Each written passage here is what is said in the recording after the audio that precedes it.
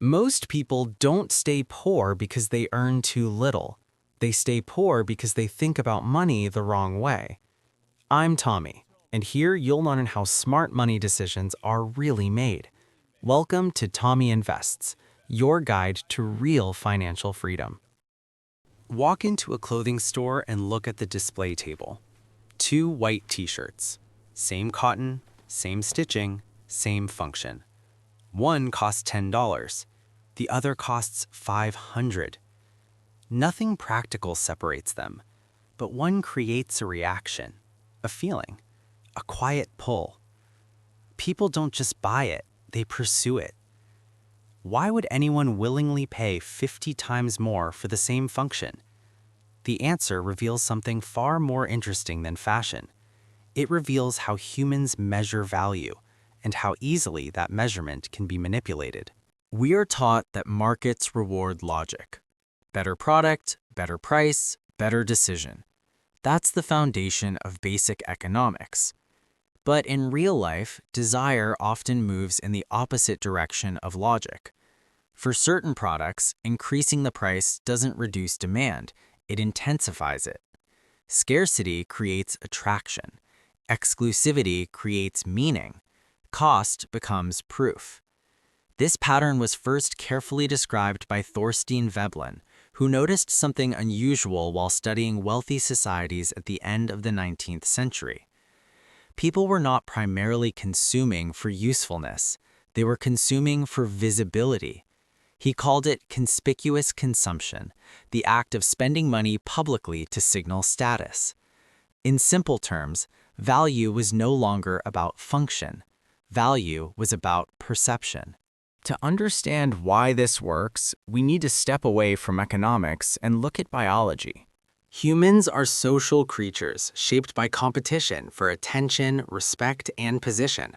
For most of human history, status was not a vanity metric. It was survival. Higher status meant more protection, more resources, better opportunities. Our brains learned to associate visible signals of success with safety and influence. And those instincts did not disappear when society modernized. They simply found new outlets. Today, status is often communicated through consumption, not what you use, what others can see you use. Consider what luxury goods actually communicate. A watch tells time, but a luxury watch tells a story. A car provides transportation, but an expensive car broadcasts identity. A handbag carries belongings, but a rare handbag carries symbolism. These objects function as social signals, compressed messages about wealth, taste, and access. And signals are powerful because they are public. Private wealth is invisible. Visible spending is not. This is where a subtle but dangerous shift occurs. Instead of asking, "Is this useful?" people begin asking, "What does this say about me?" That question changes behavior dramatically. Because signaling success and achieving success are not the same activity.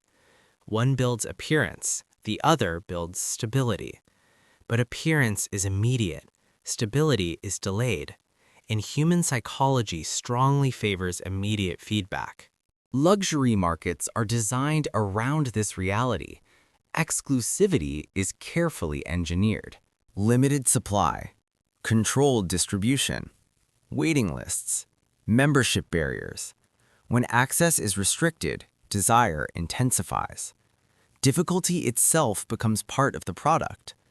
Owning something rare doesn't just provide satisfaction, it provides differentiation. And differentiation is the currency of status. But this system produces very different consequences depending on who participates.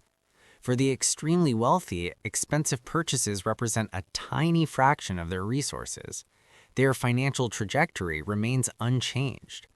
For everyone else, the cost is significant. A large purchase can mean delayed investment, reduced savings, increased debt, or lost opportunity. The same signal that represents comfort for one person may represent risk for another. Yet the pressure to signal success remains constant across income levels.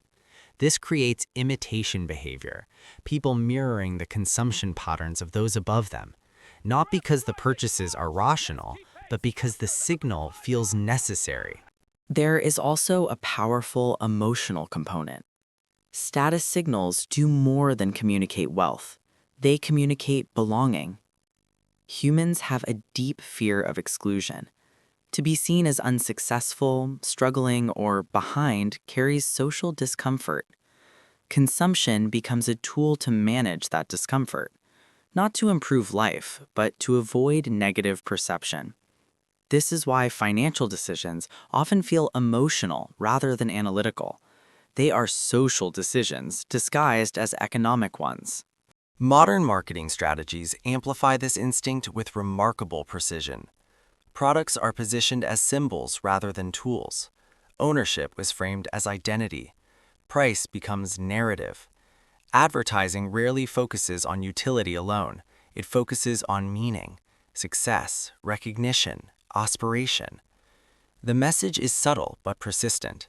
You are not just buying an object, you are buying a version of yourself. And identity is far more compelling than practicality. There is another psychological mechanism at work: comparison. People evaluate success relatively, not absolutely. A comfortable life feels insufficient if surrounded by visible luxury. This creates a moving benchmark. When more people gain access to an item, its signaling power weakens. So status symbols continuously evolve toward greater exclusivity. The goalposts shift upward, and the pursuit continues. The result is a paradox. The more intensely someone tries to look wealthy, the more likely they are to undermine actual wealth-building behavior. Spending replaces saving. Consumption replaces compounding. Appearance replaces autonomy. Yet the external signal may still appear successful, which reinforces the cycle for observers and participants alike. But there is an alternative definition of status, rarely advertised: control over time, freedom from urgency, the ability to choose rather than react. These forms of status are powerful, but they are invisible. They do not produce immediate recognition. They do not attract attention in public spaces. They are experienced internally rather than displayed externally. And because they are not visible, they are often undervalued. Consider two individuals.